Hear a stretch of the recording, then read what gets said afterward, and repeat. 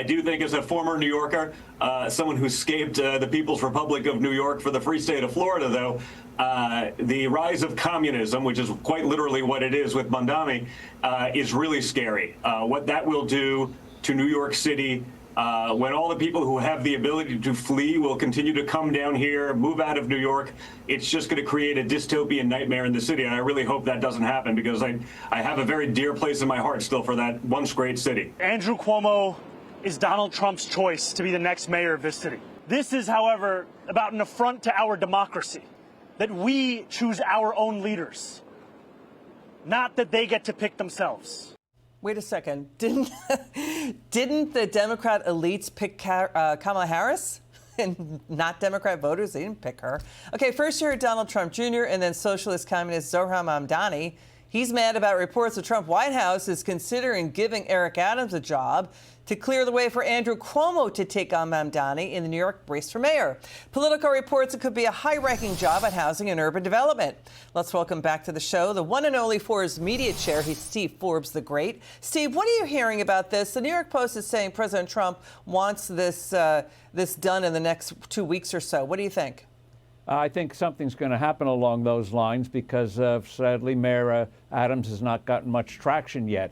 So we'll see what unfolds there. There's another candidate out there that hasn't gotten much attention yet but could change, a fellow named Joseph Hernandez, a successful Cuban-American entrepreneur. He's in the race. You might see traction for him. But the key thing in this whole thing, Elizabeth, is that more has to be done to expose the real Mamdani. So far, really blunt about it, he's been hit with pillow punches. What is needed is a sustained campaign pointing out all his terrible things that he said in the past wants to do to the city, including, as the New York Post revealed today, he wants to gut the efforts to successful efforts to attack criminal gangs in New York. He wants to double the minimum wage, which will destroy mom and pop businesses in New York. People need to hear that on social media, on regular media, and then I think they're going to look for alternatives. And that's the key thing. They have to understand how bad Mamdani is, and then they will look for alternatives. Yeah, he wants to get rid of the NYPD gang database that helps the NYPD track down gang members involved in hideous shootings, killing people all over the city.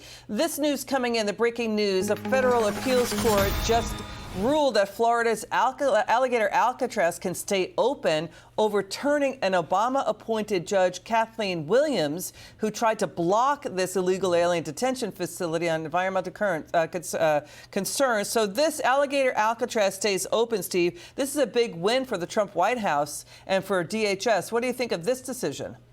Well, I think it goes to show a lot of these district judges still haven't gotten the word that they're supposed to adhere to the law, not try to make their own policies or block policies they don't like. They have their own personal agenda, political agenda. That's not what a judge is supposed to do. So if you don't like those detention centers, do it in public debate, where it's supposed to be, not ruled from a bench of unelected judges. Yeah, so is this a pushback against these so-called liberal activist judges to, acting like they're the president and not Trump? Well, the fact that in several cases, the appeals court, which is the second level under the Supreme Court in this country, are overruling these district judges in case after case, I think it should send a message that there's going to be no tolerance for this kind of making rules and laws on the bench instead of adhering to the law. Stick to the law. That's what you're appointed for. Do they get that U.S. enemies like China and Venezuela are destroying America's cities from within with things like, drug and human trafficking? Well, this is the whole thing about border control and effective fighting the illicit transport of drugs into this country. That's why I think people applauded destroying that boat the other day with 11 gang members on board bringing illegal drugs into the country.